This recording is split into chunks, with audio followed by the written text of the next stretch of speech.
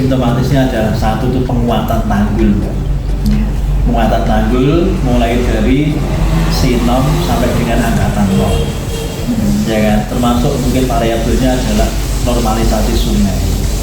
Cuman normalisasi sungai kita harus berpikir win-win solution, karena di bantaran sungai itu banyak pepohonan milik warga.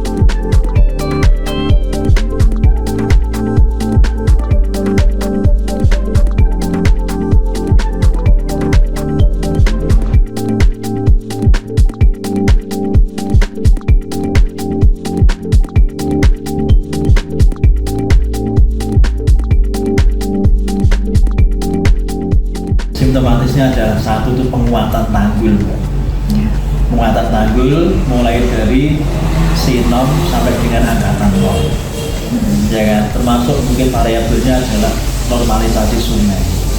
Cuman normalisasi sungai kita harus berpikir win-win solution, karena di bantaran sungai itu banyak pepohonan milik warga.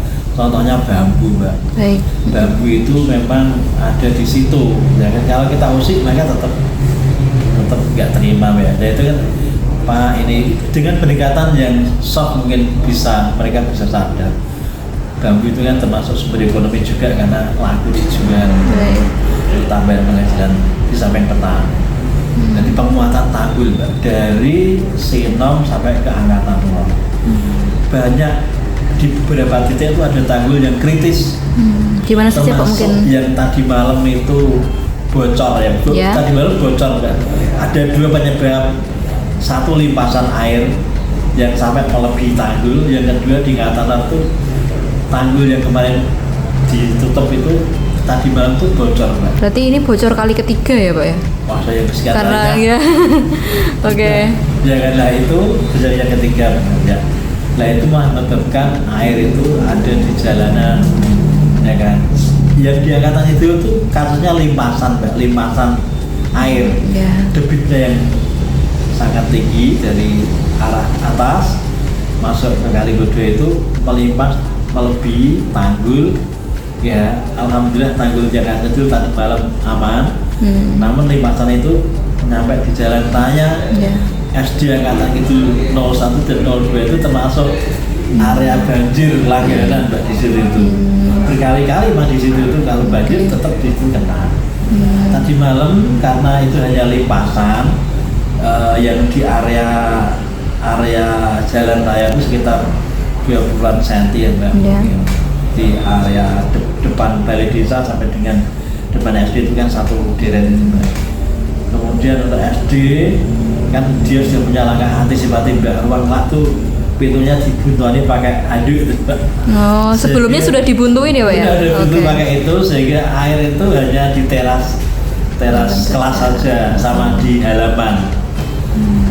Karena yang SD 02 itu kan ada gurunya yang berjaga di situ itu tadi malam dia langsung dibersihin sendiri itu, dibantu dengan warga yang lain bersihkan teras SD sama halaman.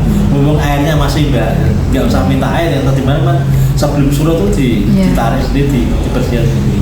Yang SD 01 yang terlihat di foto itu tadi pagi itu ada bantuan air tangki dari relawan Indonesia. Saya kurang tahu di mana itu, tapi relawan Indonesia, ya kan, membersihkan halaman. Karena kalau nggak dibersihkan itu bahaya, lumpurnya itu paling nggak 5 cm. Lumpurnya 5 cm. Itu licin, takutnya kalau anak-anak itu jatuh. Makanya tadi pagi mungkin dari Bapak Ibu dulu pelajaran yang jam pertama kedua itu di off kan dulu untuk gotong royong membersihkan halaman. Ya. Ini insya Allah sudah bersih halaman SD-nya. Pak, mungkin dari kejadian semalam itu menyebabkan berapa rumah terendam dan fasilitas umum milik warga atau milik masyarakat? Laporan dari Pak Kades yang kami terima tadi malam itu rumah yang tergenang itu hanya ada di Sinom. Di Sinom itu Ya, tuh. di Sinom itu sekitar ya 15 rumah yang tergenang itu di Dukuh Laduan. Jadi yang lahiran banjir itu yang rumahnya ada di bawah sungai. Artinya tuh sejajar dengan dasar sungai yang banjir cuma itu.